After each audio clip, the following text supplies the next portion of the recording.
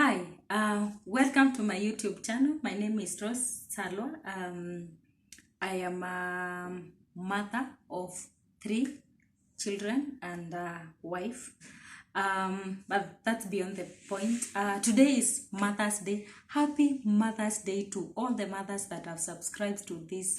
I've subscribed to this YouTube channel. It's such a blessing to have you guys here. Thank you so much. Happy Mother's Day. Whether you're a mother of 2 or a mother of 1 or a mother to be, happy Mother's Day. However, today I want to share something that I found interesting and was in my heart today since yesterday. Actually, it's yesterday that I began to see people posting on Instagram, Facebook, and Twitter about Happy Mother's Day. And waking up today in the morning, it was all over on social media on Happy Mother's Day, and people were appreciating their wives, their sisters, their mothers, and so on and so forth. But it got me thinking that what happens to the women out there, to them hopeful mothers, potential mothers who have no children, because it looks like motherhood is attributed to having children. So if you don't have children, what happens to you? However, I remembered a scripture in the Bible. 1 Samuel chapter 1, the Bible talks about a woman who did not have children, and her name was Hannah, and she had a co-wife called Penina. And Penina would mock Hannah because Hannah did not have children. I also remembered that Sarah, wife to Abraham, and Abraham is known as the father of faith. In fact, it is God who called him the father of faith.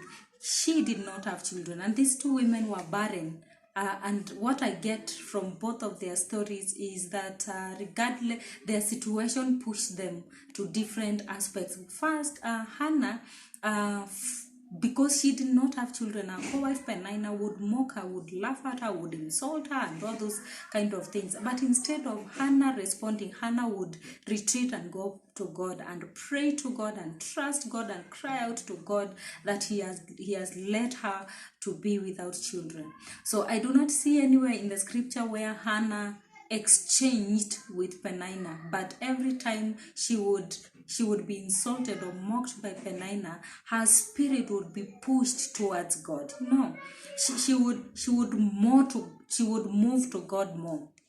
That was for the case of Hannah. And for the case of Sarah, she stayed without children with the husband for a long time, to a point of, and of course we do not know who was not able to get the children, whether it's Abraham or it's Sarah. But speculation say it is Hannah, it is Sarah. However, that's beyond the point. The point is, God still gave them children at their very old age. God promised them children, and God gave them children. So my heart today goes out to a woman out here who does not have children. A woman out there who has been desiring and waiting on God for children. Let me tell you, the same God of Hannah is the same God of Sarah. And that same God is able to do something to your life, is able to turn that situation around. I know in our society, I hear from different friends who do not have children yet, and they suffer a lot of insult, they suffer a lot of ridicule, and they experience different things. There are those that have already embraced it, and they know that being married does not mean that you must get children. Marriage is not equivalent to children, but marriage is for companionship. But in our culture, there's a way in which if you do not have children, people look at you in a different angle. So my heart goes out to you that you have nothing, you feel like you have nothing to celebrate. You see people as being celebrated for motherhood, and you are waiting on God. And this is my prayer for you today. I pray that God would actually, on this 2020 Mother's Day, that God would remember you at whatever age. And you know, the good thing about God is that God does not operate in a box. God cannot be boxed in a box of age or in a box of your infertility, or in a box of something that the society or medically or scientifically can be explained. God still does miracles, and God can still open your womb, and God can still give you children, and God can still make you a mother. And because I believe that as you continue to trust in God as Hannah did, that God would do something in your life. And because I have faith in it, and because I know the God that I have believed in, because I know the God of Hannah is still the same God we have today, I pray and charge you to embrace a Penina, Hannah spirit, that when your Peninas squeeze you, you run to your maker. When your Peninas push you, you run to your Penina.